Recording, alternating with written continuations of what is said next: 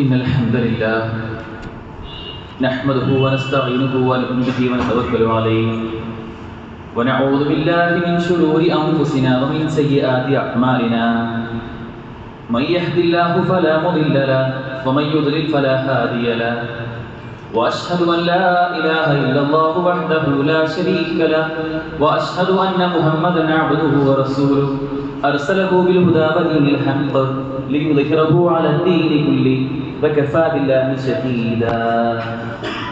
اللهم صل على محمد وعلى آل محمد كما صليت على إبراهيم وعلى آل إبراهيم وبارك على محمد وعلى آل محمد كما باركت على إبراهيم وعلى آل إبراهيم إنك حميد مجيد. أما بعد فإن خير الحديث كتاب الله وخير الهدي هدي محمد صلى الله عليه وسلم وشر الأمور محدثاتها وكل محدثة بدعة وكل بدعة ضلالة وكل ضلالة في النار. أعوذ بالله من الشيطان الرجيم. بسم الله الرحمن الرحيم. يا أيها الذين آمنوا اتقوا الله حق تقاته ولا تموتن إلا وأنتم مسلمون. يا أيها الناس اتقوا ربكم الذي خلقكم من نفس واحدة وخلق منها زوجها وبث منهما رجالا كثيرا ونساء واتقوا الله الذي تساءلون به والأرحام إن الله كان عليكم رقيبا. يا أيها الذين آمنوا اتقوا الله وقولوا قولا سديدا يصلح لكم أعمالكم ويغفر لكم ذنوبكم ومن يطع الله ورسوله فقد فاز فوزا عظيما. ومن آياته خلق السماوات والأرض واختلاف ألسنتكم وألوانكم إن في ذلك لآيات للعالمين. സ്നേഹം നിറഞ്ഞ സത്യവിശ്വാസികളെ, വിശ്വാസിനികളെ, സർവ്വലോകരക്ഷിതാവും സർവ്വ അനുഗ്രഹങ്ങളുടെയും ദാതാവുമായ അള്ളാഹുവിൻ്റെ വിധിവിലക്കുകൾ ജീവിതത്തിൻ്റെ നിഖില മേഖലകളിലും കാത്തു സൂക്ഷിച്ച് അവനെ കീഴൊതുങ്ങിക്കൊണ്ട് ജീവിക്കണമെന്ന് ആമുഖമായി എന്നെയും നിങ്ങൾ ഓരോരുത്തരെയും ഓർമ്മിപ്പിക്കുകയാണ്, വസീത്ത് ചെയ്യുകയാണ്. അള്ളാഹു അത്തരത്തിൽ അവനെ കീഴൊതുങ്ങിയ സ്വർഗപ്രവേശനത്തിന് അർഹരാകുന്ന കൂട്ടത്തിൽ നമ്മെ എവിടെയും ഉൾപ്പെടുത്തി അനുഗ്രഹിക്കുമാറാകട്ടെ. കഴിഞ്ഞ ദിവസം നമ്മളെല്ലാവരും ശ്രദ്ധിച്ച ഒരു വാർത്ത, മലപ്പുറം ജില്ലയിലെ കൊണ്ടോട്ടിക്കടുത്ത് ഒരു നവവധു ആത്മഹത്യ ചെയ്യുകയുണ്ടായി. ഒരു ഒറ്റപ്പെട്ട സംഭവമായി നമുക്കതിനെ വേണമെങ്കിൽ താരതമ്യം ചെയ്യാം. പക്ഷേ നിരന്തരം ആവർത്തിച്ചുകൊണ്ടിരിക്കുന്ന അത്തരം ചില ആത്മഹത്യകളിൽ നമുക്ക് ചില പാഠങ്ങളുണ്ട്. ആ കുട്ടി വെറും 19 വയസ്സ് മാത്രമായിരുന്നു പ്രായം. നിക്കാഹ് കഴിഞ്ഞ് 7 മാസത്തിന് ശേഷമാണ് ഇപ്പോൾ ആത്മഹത്യ ചെയ്യുന്നത്. ഇത്രയും കാലം തുടർച്ചയായി ഭർത്താവിൽ നിന്നും ഭർത്തൃ വീട്ടിൽ നിന്നും ആ കുട്ടി അനുഭവിച്ച മാനസികമായ ഒരു പീഡനത്തിൻ്റെ ഒരു ആകത്തുകയായിക്കൊണ്ടാണ് ആ കുട്ടി ആത്മഹത്യ ചെയ്തത് എന്നാണ് പറയുന്നത്. നിറത്തിൻ്റെ പേരിൽ ആ കുട്ടി കാണാൻ കുറച്ച് കളറ് കുറവായിരുന്നു, നിറമില്ലാത്ത ഇരുനിറമായതുകൊണ്ട് തന്നെ ആ പേര് പറഞ്ഞ് ആ കുട്ടിയെ കുത്തി നോവിച്ചത് കൊണ്ട് മാത്രമാണ് ആത്മഹത്യ ചെയ്തതെന്നാണ് വെറുതെ വാർത്തകൾ നിന്ന് മനസ്സിലാക്കാൻ കഴിയുന്നത്. യഥാർത്ഥത്തിൽ ഇവിടെ നമ്മൾ മനസ്സിലാക്കേണ്ട ചില കാര്യങ്ങൾ, ഒരു വ്യക്തി എന്ന നിലയ്ക്ക് പലപ്പോഴും നിറത്തിൻ്റെ പേരിൽ, വർണ്ണത്തിൻ്റെ പേരിൽ, വർഗത്തിൻ്റെ പേരിൽ, ഭാഷയുടെ പേരിൽ, ദേശത്തിൻ്റെ എല്ലാം പേരിൽ നമ്മൾ പലപ്പോഴും പലരെയും വേർതിരിക്കുന്നത് ആ വ്യക്തികൾ എങ്ങനെയാണ് നോക്കിക്കാണാറുള്ളത് ഇന്ന് പലപ്പോഴും നമ്മൾ ചിന്തിക്കാറില്ല.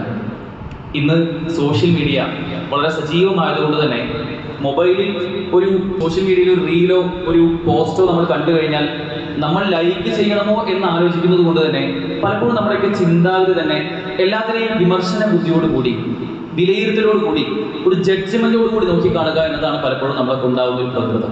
ഏതൊരു പ്രഭാഷണം കേൾക്കുമ്പോഴും അതിനെ എങ്ങനെ ഒരു വിമർശനാത്മകമായി വിലയിരുത്താം എന്നാണ് പലപ്പോഴും നമ്മളെല്ലാവരും ചിന്തിക്കുന്നത്. നമ്മുടെ സ്വഭാവ പ്രകൃതിയിൽ അത് ഇഴചേർന്ന് കഴിഞ്ഞതൊരു യാഥാർത്ഥ്യമാണ്. ഇതേ രൂപത്തിൽ നമ്മൾ ആലോചിച്ച് നോക്കുക, പലപ്പോഴും പല സംഭാഷണങ്ങളിലും ഒരു വ്യക്തിയെ കുറെ കാലത്തിന് ശേഷം ആദ്യമായി കാണുമ്പോൾ നമ്മൾ അവരോട് നടത്തുന്ന സംഭാഷണങ്ങളിൽ നമ്മുടെ ഭാഗത്ത് നിന്ന് വരുന്ന, നമ്മുടെ വാക്കുകളിൽ സംഭവിച്ചു പോകുന്ന ചില വർത്തമാനങ്ങളുണ്ട്. കുറെ കാലത്തിന് ശേഷം കാണുന്ന ഒരാളെ കാണുമ്പോൾ ചിലരൊക്കെ പറയാ തടിച്ചു കൊഴുത്തു, മെലിഞ്ഞ് എല്ലുപോലെയായി, പെൻസിൽ പോലെ നീണ്ടു പോവാണ്, നിന്റെ മുടി എന്താ ഇങ്ങനെ ഒരു മുള്ളമ്മന്തിയെ പോലെയൊക്കെ എന്ന് തുടങ്ങി അവരുടെ മുടിയും പല്ല് ഉന്തിയത്, ഇങ്ങനെ അവരുടെ ശരീരപ്രകൃതിയിൽ എന്തെല്ലാം ഉണ്ടോ അതിനെയെല്ലാം ചില കുട്ടികളോടൊക്കെ പറയാറുണ്ട്, മൂത്തോട് വെളുത്തിട്ടാ ഇവിടുത്തെ കറുത്തുപോയി എന്നൊരു കുട്ടിയുടെ മുമ്പിൽ പോയി പറയുമ്പോൾ നമ്മുടെ സംസാരങ്ങളിൽ സ്വാഭാവികതയിൽ അത്തരം കാര്യങ്ങൾ വരുമ്പോൾ ഇത് ഒരു കുശലാന്വേഷണത്തിനപ്പുറം ആ കേൾക്കുന്ന വ്യക്തി പലപ്പോഴും ഒരു സദസ്സിൽ കേൾക്കാൻ ആഗ്രഹിക്കുക പോലും ചെയ്യാത്ത, പലപ്പോഴും ചെറിയ പ്രായത്തിൽ തന്നെ ആ കുട്ടി ഒരു തവണയോ രണ്ടു തവണയോ ഇത് കേട്ടപ്പോൾ തൻ്റെ മനസ്സിലൊരു മുറിവായി ഉണ്ടായിരുന്ന ഒരു സംഗതി അതിനെ നമ്മൾ വീണ്ടും കുത്തി നോവിച്ചുകൊണ്ട് അതിനെ വലിയൊരു ആഴത്തുള്ള മുറിവാക്കി മാറ്റുന്ന ഒരു സാഹചര്യം കാണാൻ കഴിയും. സഹോദരൻ, നമ്മൾ ആലോചിച്ച് നോക്കേണ്ടത് നമ്മുടെ വാക്ക് ആ വ്യക്തി കേൾക്കാൻ ആഗ്രഹിക്കാത്ത ഒന്നാണെങ്കിൽ അതിലൂടെ നമുക്കുണ്ടാകുന്നത് എന്ത് സുഖമാണ്. ആ വ്യക്തിക്ക് മനസ്സിലൊരു മുറിവുണ്ടാക്കുന്ന, ഒരു മെന്റൽ ട്രോമ ഉണ്ടാക്കുന്ന ആ വ്യക്തിയെ ഡിപ്രഷനിലേക്കും വിഷാദ രോഗത്തിലേക്കും ശേഷം ഈ പറയപ്പെട്ടതുപോലുള്ള ആത്മഹത്യയിലേക്കും എത്തിക്കുന്ന ഒരു വികാരമാണെങ്കിൽ നമ്മൾ ഗൗരവത്തിൽ നമ്മുടെ ഭാഗത്ത് ചില തിരുത്തലുകൾ ഉണ്ടാക്കിയേ പറ്റൂ. ഒരാളെ സന്തോഷിപ്പിക്കാൻ നമുക്ക് കഴിഞ്ഞില്ലെങ്കിലും നമ്മുടെ സംസാരത്തിലൂടെ അവരെ വിഷമിപ്പിക്കാതിരിക്കാൻ, സങ്കടപ്പെടുത്താതിരിക്കാൻ നമ്മുടെ ശ്രദ്ധയുണ്ടാകണം. ഒരു മുസ്ലിമെ സംബന്ധിച്ച് പറയുന്നുണ്ട്, അൽ മുസ്ലിമു മൻസലിമുൽ മുസ്ലിമൂന മിൻ ലിസാനിഹി വയദിഹി. ഒരു വ്യക്തി മുസ്ലിം ആവുന്നത് മറ്റ് മുസ്ലിമീങ്ങൾ അവന്റെ നാവിൽ നിന്നും അവന്റെ കൈകളിൽ നിന്നും സുരക്ഷ പ്രാപിക്കുമ്പോഴാണ് അവന്റെ മുസ്ലിമായി മാറുക എന്നുള്ളതാണ്.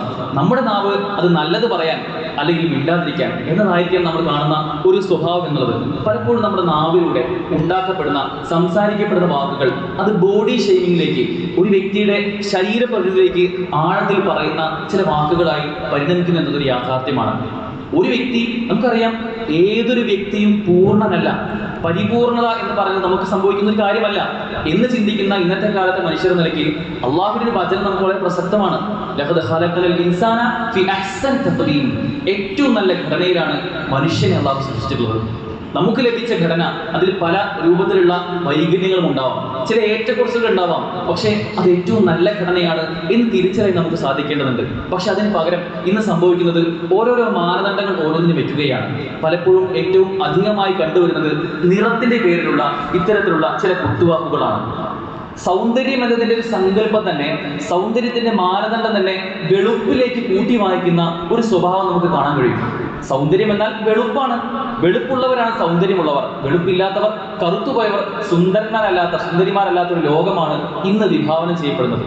എന്ന് മുതലാണ് വെളുപ്പ് സൗന്ദര്യത്തിന് പ്രതീകമായി മാറിയത്? ആരാണ് നമുക്ക് വെളുപ്പാണ് സൗന്ദര്യം എന്ന് പറഞ്ഞു തന്നിട്ടുള്ളത്? എന്താണ് അതിന് പിന്നിലുള്ള അജണ്ടകൾ നമ്മൾ തിരിച്ചറിയേണ്ടതുണ്ട്.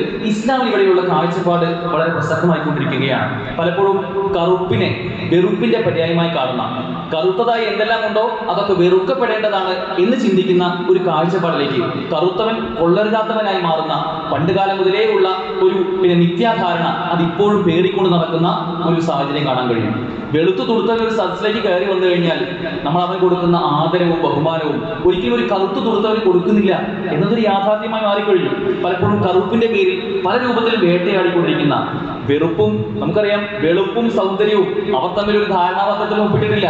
നമ്മൾ പലപ്പോഴും നമ്മുടെ സംസാരത്തിലൂടെ അങ്ങനെ യാക്കപ്പെടുന്ന ഒരു സാഹചര്യമാണ് ഉണ്ടായിക്കൊണ്ടിരിക്കുന്നത്.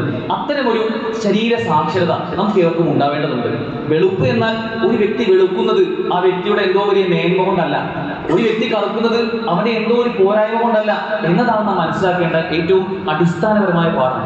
ഇത്തരം ചിന്തകൾ, വെളുപ്പാണ് ഏറ്റവും നല്ലത് എന്ന ചിന്ത, നമ്മുടെ ശരീരത്തിൽ ഒരു ചെറിയ മുഖക്കുരു വന്നാൽ പോലും, ഒരു ചെറിയ കറുത്ത പാട് വന്നാൽ പോലും നമ്മൾ വളരെയധികം ടെൻഷൻ എടുക്കുന്ന, നിരന്തരം മണിക്കൂറുകളോളം കണ്ണാടികളിലൂടെ ചെലവഴിക്കുന്ന പുതിയ തലമുറ ഉണ്ടായി വരുന്ന ഈ ഒരു സിസ്റ്റങ്ങൾ ഉണ്ടാകാനുള്ള ഒരു കാരണമുണ്ട്.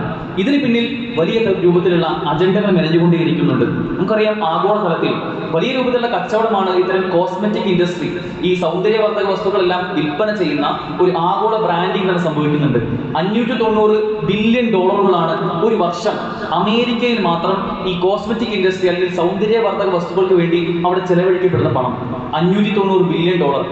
ഇതിന്റെ വലിപ്പം പലപ്പോഴും നമ്മൾ തിരിച്ചറിയാറില്ല.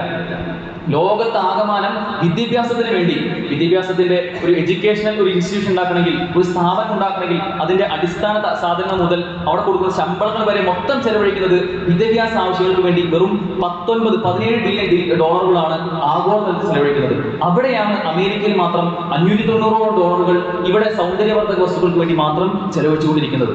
യഥാർത്ഥത്തിൽ വെളുക്കാൻ വേണ്ടി എന്തും ചെയ്യുന്ന, അതിന് സോഷ്യൽ മീഡിയയിലെ സെലിബ്രിറ്റികളെയും ഇൻഫ്ലുവൻസർമാരെയും ഒക്കെ റോൾ മോഡലാക്കുന്ന, മാതൃകകളാക്കുന്ന പുതിയൊരു തലമുറയും ഉണ്ടായി വരുന്ന ഒരു സാഹചര്യം നമുക്ക് കാണാൻ കഴിയും.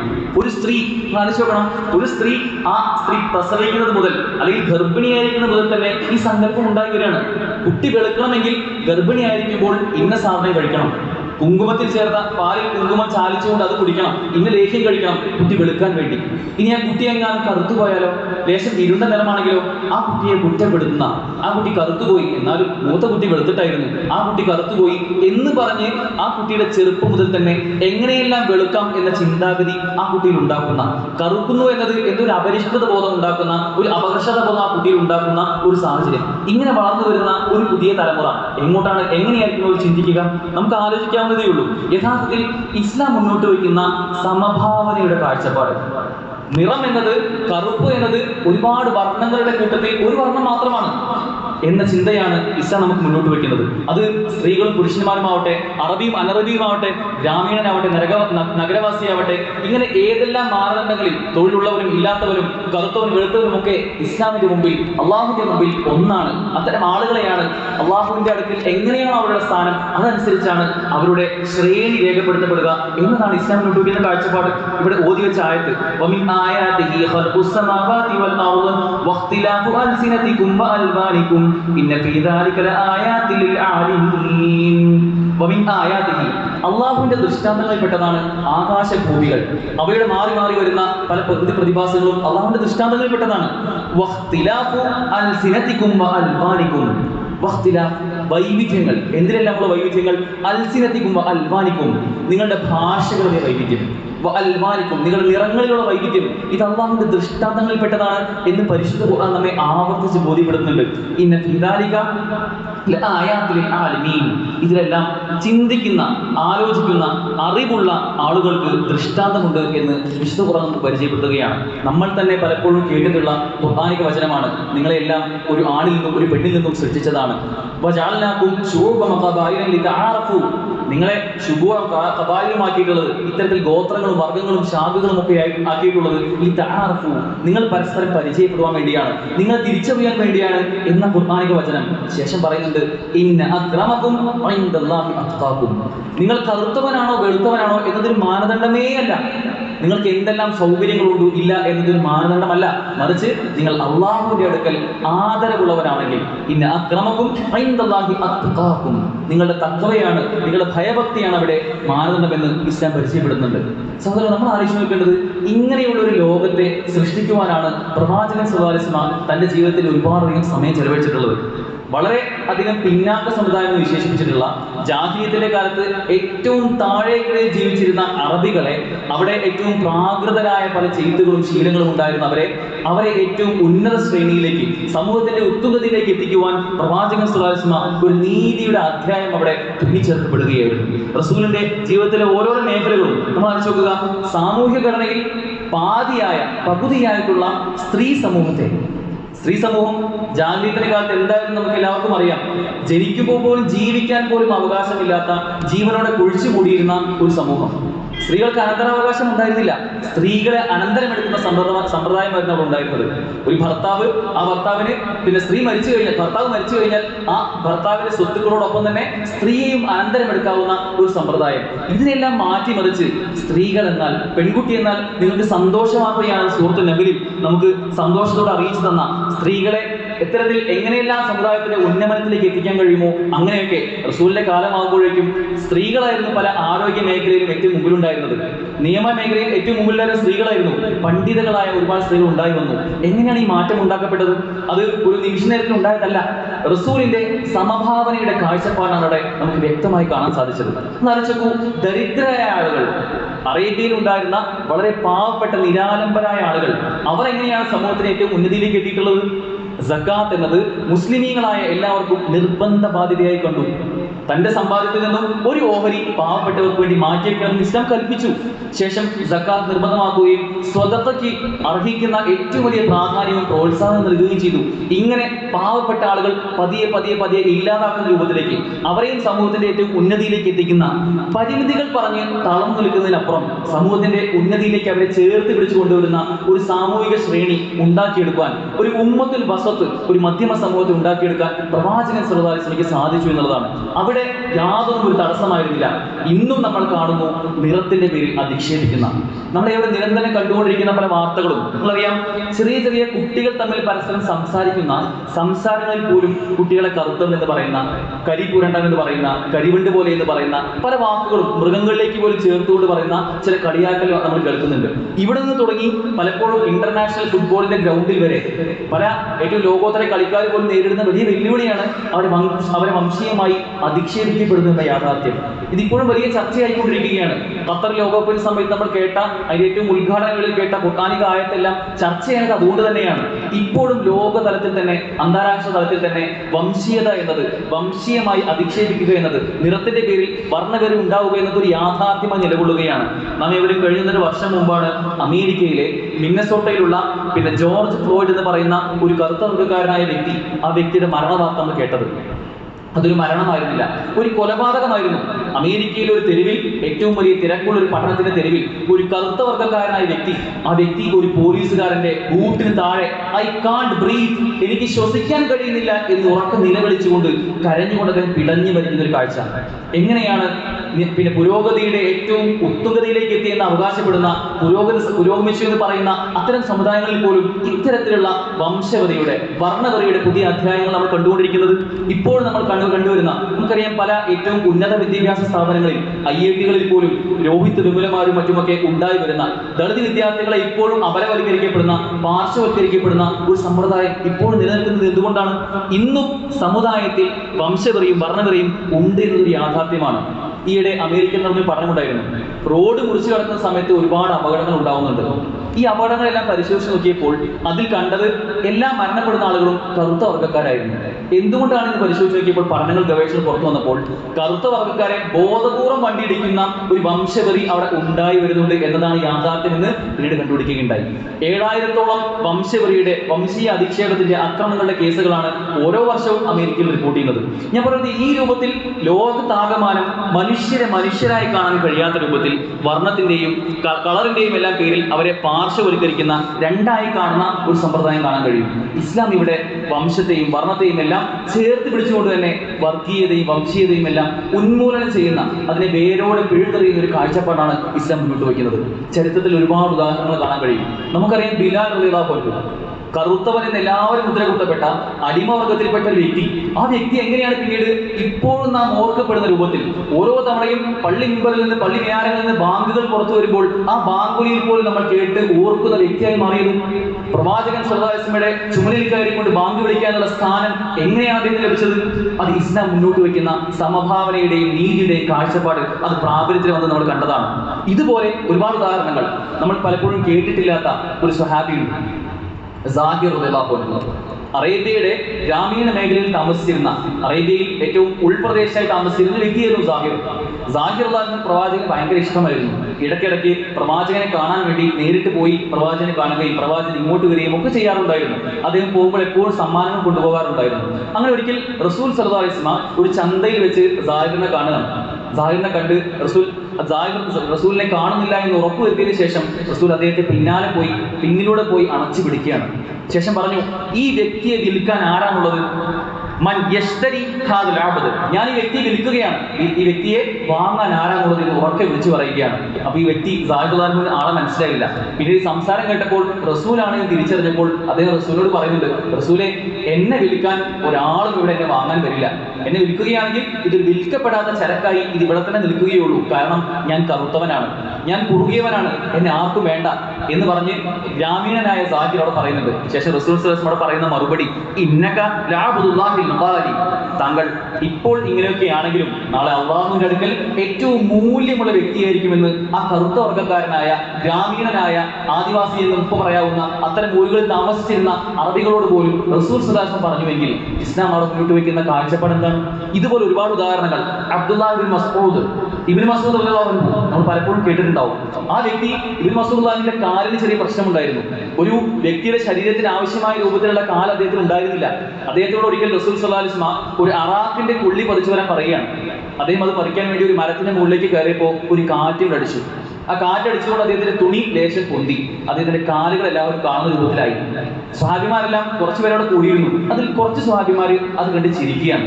അദ്ദേഹത്തിന്റെ കാലിന്റെ മെലിഞ്ഞ രൂപത്തിലുള്ള അദ്ദേഹത്തിന്റെ കാല്, വളരെ നേരത്തെ അദ്ദേഹത്തിന്റെ കാല് കണ്ട് ഒരു ശരീരത്തിനൊത്ത കാലില്ല എന്ന് കണ്ടപ്പോൾ കുറച്ചുപേരോട് ചിരിക്കുകയാണ്. റസൂൽ സ്വല്ലല്ലാഹു അലൈഹി വസല്ലം കണ്ടു ചോദിച്ചു, നിങ്ങൾ എന്തിനാണ് ചിരിക്കുന്നത്? റസൂലെ അദ്ദേഹത്തിന്റെ കാല് കണ്ടതുകൊണ്ട് ചിരിച്ചതാണ് എന്ന് പറഞ്ഞപ്പോൾ റസൂൽ സ്വല്ലല്ലാഹു അലൈഹി വസല്ലം പറഞ്ഞ മറുപടി ഉണ്ട്, അബ്ദുള്ളയുടെ കാൽ നാളെ അന്ത്യനാളിൽ നമ്മുടെ നന്മയും തിന്മയും തൂക്കുന്ന സമയത്ത് ഉഹുദ് മലയോളം വലിപ്പം ഭാരം അതിലുണ്ടായിരിക്കും എന്നുള്ളതാണ്. ആലോചിച്ച് നോക്കണം. കേവലം നമുക്കറിയാം, ഉറപ്പാണ്, യാഥാർത്ഥ്യമാണ് അദ്ദേഹത്തിന്റെ കാലിന് ഒരു പ്രശ്നമുണ്ട് എന്നത്. അത് കണ്ട് ഒന്ന് ചിരിച്ചിട്ടേ ഉള്ളൂ, ഒരു കളിയാക്കുന്ന വാക്കുപോലും പറഞ്ഞിട്ടില്ല. എന്നിട്ട് പോലും റസൂൽ പറഞ്ഞ ഗൗരവം നമ്മൾ ആലോചിച്ച് നോക്കണം. അദ്ദേഹത്തിന്റെ കാലിന് നാളെ ഉഹുദ് മലയോളം ഭാരം ഉണ്ടായിരിക്കും എന്ന് പറഞ്ഞ് അവരെ തിരുത്തിയ റസൂലിന്റെ ഒരു മാതൃക. നമ്മൾ ഇന്ന് എന്തൊക്കെ ചെയ്യുന്നുണ്ട്? പലപ്പോഴും ഈ നേരത്തെ പറഞ്ഞതുപോലെ പല വാക്കുകളും നമ്മുടെയൊക്കെ സംസാരത്തിൽ നമ്മൾ പോലും അറിയാതെ കടന്നു വരുന്നുണ്ട് എങ്കിൽ ഇവിടെ ഗൗരവത്തോടെ വിഷയം നമുക്ക് നോക്കിക്കാണാം. ഇതുപോലെ ജുലൈബി റളിയല്ലാഹു അൻഹു ചരിത്രത്തിൽ ഒരുപാട് വലിയ പ്രാധാന്യം അറിയിക്കുന്ന, ചരിത്രത്തിന്റെ ഇന്നലകളിൽ ത്യാഗത്തിന്റെ വലിയ ഏടുകൾ എഴുതി ചേർക്കപ്പെട്ട വ്യക്തിയാണ് ജുലൈബി റളിയല്ലാഹു അൻഹു. അദ്ദേഹം പൊക്കം കുറഞ്ഞ വ്യക്തിയായിരുന്നു. ഉയരം കുറഞ്ഞ കറുത്ത വർഗ്ഗക്കാരനായ, കാണാൻ വിരൂപനെന്ന് പിന്നെ ചരിത്രം വിലയിരുത്തിയിട്ടുള്ള ഒരു വ്യക്തിയായിരുന്നു അദ്ദേഹം. ഒരിക്കലും അദ്ദേഹത്തിന്റെ മുഖത്തേക്ക് നോക്കിയിട്ടുണ്ടെങ്കിൽ പിന്നീട് അദ്ദേഹത്തിന്റെ മുഖത്തേക്ക് നമ്മൾ നോക്കുകയില്ല എന്ന് പറഞ്ഞ് അത്രത്തോളം മോശപ്പെട്ട് കണ്ടിരുന്ന, കുടുംബ മഹിമയില്ലാത്ത ദരിദ്രനായ ഒരു വ്യക്തിയായിരുന്നു ജുലൈബി റളിയല്ലാഹു അൻഹു. അദ്ദേഹം പലപ്പോഴും സമ്പത്തില്ലാത്തത് കൊണ്ട് തന്നെ പള്ളിയിൽ താമസിച്ചിരുന്ന വ്യക്തിയായിരുന്നു. റസൂലിന് അദ്ദേഹത്തെ ഭയങ്കര ഇഷ്ടമായിരുന്നു. ഒരിക്കൽ റസൂല് ഇത്തരം പാവപ്പെട്ട വ്യക്തിയെന്ന് അറിഞ്ഞിട്ട് പോലും റസൂൽ അദ്ദേഹത്തിന്റെ അടുത്തേക്ക് പോയിട്ട് വളരെ കുശലാന്വേഷണം നടത്തുന്നുണ്ട്. ജുലൈബി, താങ്കൾക്ക് ഒരു വിവാഹം കഴിക്കണ്ടേ, ഒരു പെണ്ണ് കെട്ടണ്ടേ എന്ന് ചോദിക്കുന്നുണ്ട്. അപ്പൊ ജുലൈബി തിരിച്ച് റസൂലിനോട് പറയുന്നുണ്ട്, റസൂലെ, എനിക്ക് കുറുകിയ, ഹൈറ്റ് കുറഞ്ഞ, കാണാൻ ഭംഗിയില്ലാത്ത, വികൃതനായ, വിരൂപനായ, ഇരുണ്ട എനിക്ക് ആരാണ് റസൂലെ പെണ്ണ് തരിക? എനിക്കൊരു കുടുംബ മഹിമ പോലും പറയാനില്ല, എനിക്ക് എങ്ങനെ പെണ്ണ് കിട്ടും റസൂലെ എന്ന് പറഞ്ഞപ്പോൾ റസൂൽ തിരിച്ചു പറയുന്നത്, അള്ളാഹുവെങ്കിൽ താങ്കൾ ഒരിക്കലും ഒരു അധമനായി മാറുകയില്ല, താങ്കൾ അള്ളാഹുവിന്റെ അടുക്കൽ വളരെ ശ്രേഷ്ഠനാണെന്ന് അദ്ദേഹത്തിന് പറഞ്ഞു കൊടുക്കുകയും ശേഷം അവിടെ മദീനയിലുള്ള ഏറ്റവും പ്രമുഖനായ ഒരു അൻസാരിയോട്, നല്ല കുടുംബ മഹിമയുള്ള ഒരു അൻസാരിയോട് അദ്ദേഹത്തിന്റെ മകളെ വിവാഹം കഴിക്കാൻ വേണ്ടി നിർദ്ദേശിക്കുകയാണ്.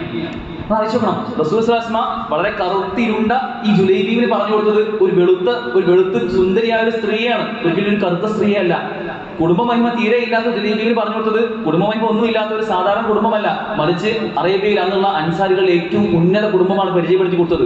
അങ്ങനെ ആ സ്ത്രീയെ നിർദ്ദേശിക്കുകയും ആ സ്ത്രീ റസൂലിന്റെ കൽപ്പനയായതുകൊണ്ട് തന്നെ അതിനെ പൂർണ്ണാർത്ഥത്തിൽ പാലിക്കുകയും ജുലൈബിയെ വിവാഹം കഴിക്കുകയുമാണ്. ശേഷം ആ കുറുകിയ ഇരുണ്ട ജുലൈബീബ് അദ്ദേഹത്തിന്റെ വിവാഹ ജീവിതം വളരെ സന്തോഷത്തോടെ മുന്നോട്ട് പോവാണ്. പിന്നീട് കുറച്ചു കാലത്തിന് ശേഷം ഒരു യുദ്ധം നടക്കുന്നുണ്ട്. ആ യുദ്ധത്തിൽ ഒരുപാട് സ്വഹാബിമാർക്ക് പല പ്രയാസങ്ങളും ഉണ്ടാവുന്നുണ്ട്. യുദ്ധം കഴിഞ്ഞ് തിരിച്ച് റസൂലും സ്വഹാബത്തും എത്തിയതിനു ശേഷം റസൂൽ സ്വഹാബിമാരോട് ചോദിക്കുന്നുണ്ട്, സ്വഹാബ, ആരെങ്കിലും ഇനി തിരിച്ചു വരാനുണ്ടോ?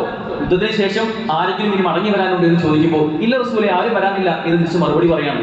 അല്ല, ഒരാൾ വരാനുണ്ട് എന്ന് പറഞ്ഞ് ആ യുദ്ധക്കളം മൊത്തം തിരഞ്ഞു നോക്കുമ്പോൾ 7 മുശ്രിക്കുകളുടെ കൂട്ടത്തിൽ, 7 ശത്രുക്കളുടെ കൂട്ടത്തിൽ 7 ശത്രുക്കളുടെ മൃതദേഹങ്ങൾക്കിടയിൽ ജുലൈബീബിന്റെ മൃതദേഹവും അവിടെ കാണുകയാണ്.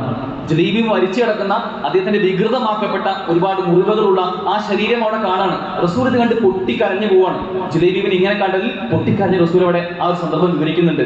റസൂൽ അദ്ദേഹത്തെ കയ്യിൽ എടുത്തുകൊണ്ട് റസൂൽ പറഞ്ഞൊരു വാക്കുണ്ട്,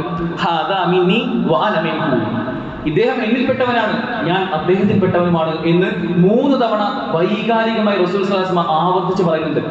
ആലോചിക്കണം, വളരെ കുറുകിയ, ഇരുണ്ട, അധസ്ഥിത വിഭാഗത്തിൽപ്പെട്ട നിരാലംബനായ, ദരിദ്രനായ ഒരു വ്യക്തി, ആ വ്യക്തിയാണ് റസൂൽ അത്രയധികം സ്നേഹിച്ചുകൊണ്ട് അദ്ദേഹം എന്നിൽപ്പെട്ടവനാണ്, ഞാൻ അദ്ദേഹത്തിൽപ്പെട്ടവനാണ് എന്ന് നിരന്തരം ആവർത്തിച്ച് അദ്ദേഹത്തിന്റെ മരണവേളയിൽ പറയുന്നത്. ശേഷം റസൂൽ അദ്ദേഹത്തിന്റെ കൈകളിലേക്ക് എടുക്കുന്നുണ്ട്. എന്നിട്ട് അവിടെ പിന്നെ യുദ്ധഭൂമി ആയതുകൊണ്ട് തന്നെ ഖബർ ഉണ്ടായിരുന്നില്ല. സ്വഹാബിമാരോട് പറയുന്നുണ്ട്, ഒരു ഖബർ ഇവിടെ കുഴിക്കണം. ശേഷം ആ ഖബർ കുഴിക്കുന്ന സമയം അത്രയും റസൂലിന്റെ ഇരു കൈകളിലും ആ സ്വഹാബി ജുലൈബി റളിയല്ലാഹു അൻഹു അവിടെ അങ്ങനെ കിടക്കുകയാണ്. സ്വഹാബിമാർ പറയുന്നുണ്ട്, റസൂല് ആ ജുലൈബിനെ പിടിച്ചു നിൽക്കുന്ന രംഗം കണ്ടപ്പോൾ ഞങ്ങൾക്കും അത്തരത്തിലൊരു മരണം ഉണ്ടാവാൻ ഞങ്ങൾ ആഗ്രഹിച്ചു പോയി എന്നുള്ളതാണ്.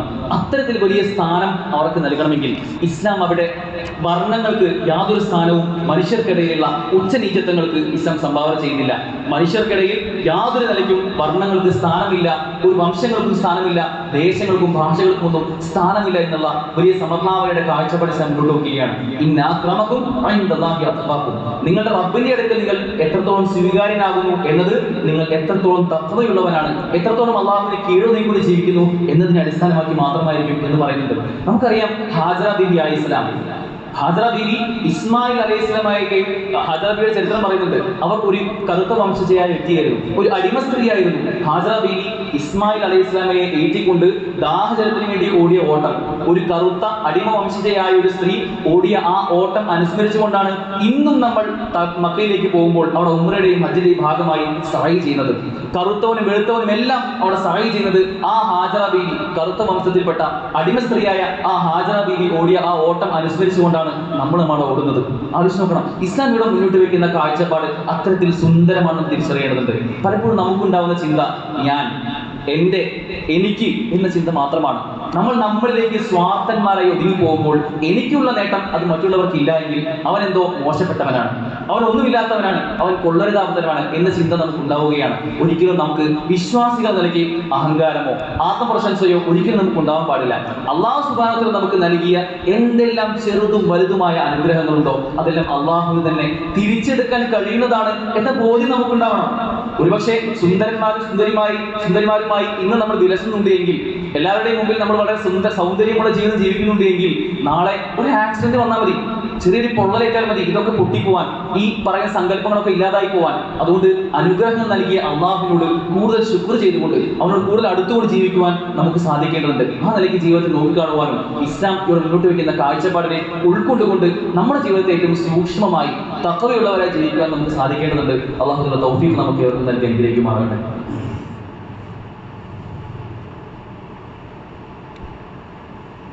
അൽഹംദുലില്ലാഹ് അസ്സലാത്തു വസ്സലാമു അലാ റസൂലില്ലാഹ് വഅലാ ആലിഹി വസഹ്ബിഹി അജ്മഈൻ അമ്മാ ബഅദ്. സഹോദരങ്ങളെ, കറുപ്പ് ഇസ്ലാമിന് ഒരു വർഗമല്ല, ഒരുപാട് വർണ്ണങ്ങളുടെ കൂട്ടത്തിൽപ്പെട്ട ഒരു വർണ്ണം മാത്രമാണ് എന്നതാണ് ഇവിടെ പറഞ്ഞു വെച്ചത്. കറുത്തവർക്ക് ഒട്ടും സ്ഥാനമുണ്ടാകാത്ത, അവരെ ജാഹിലിയത്തിന്റെ ഏതോ പടുകുഴിയിൽ മാത്രം കണ്ടിരുന്ന ഒരു കൂട്ടം ആളുകളുടെ അത്തരമൊരു ചിന്താഗതിയുടെ കാഴ്ചപ്പാടിന്റെ കാലത്ത് നിന്ന് 7-ാം നൂറ്റാണ്ടിൽ നിന്നും പ്രവാചകൻ സല്ലല്ലാഹു അലൈഹി വസല്ലം തന്റെ ഹജ്ജത്തുൽ വിദാഇൽ പ്രസംഗിച്ച, എല്ലാവരും മുന്നോട്ട് വെച്ച ഒരു ആശയം ഉണ്ടായിരുന്നു. മനുഷ്യരെല്ലാം ആദമിൽ നിന്നാണ്, ആദം മണ്ണിൽ നിന്നുമാണ്. അറബിക്ക് അനറബിയേക്കാളോ, അനറബിക്ക് അറബിയേക്കാളോ, വെളുത്തവന് കറുത്തവനേക്കാളോ, കറുത്തവന് വെളുത്തവനേക്കാളോ യാതൊരു സ്ഥാനവുമില്ല, യാതൊരു ശ്രേഷ്ഠതയുമില്ല. ഇല്ല ബിത്തഖ്വ, തഖ്വ കൊണ്ടല്ലാതെ, ഭയഭക്തി കൊണ്ടല്ലാതെ ആരും ഒന്നിലും മുന്നിൽ നിൽക്കുന്നില്ല. നമ്മുടെ നമസ്കാരവും നമ്മുടെ റബ്ബുമായുള്ള നമ്മുടെ ഇബാദത്തുകളും മുആമലാത്തുകളും ഏത് രൂപത്തിലാണ് മുന്നോട്ട് പോകുന്നത്, അള്ളാഹുവിന്റെ അടുത്തുള്ള സ്ഥാനം എങ്ങനെയാണോ അതാണ് ദീനിൽ ഒരാൾക്ക് അവിടെ ലഭിക്കുന്ന സ്ഥാനം എന്ന് തിരിച്ചറിയേണ്ടതുണ്ട്. പലപ്പോഴും കറുപ്പിനെ വലിയ രൂപത്തിൽ വെറുക്കുന്ന ആളുകൾ, അവർ ചിന്തിക്കേണ്ടത് മുസ്ലിമീങ്ങൾ എന്ന നിലയ്ക്ക് നമ്മൾ ആലോചിച്ച് നോക്കും.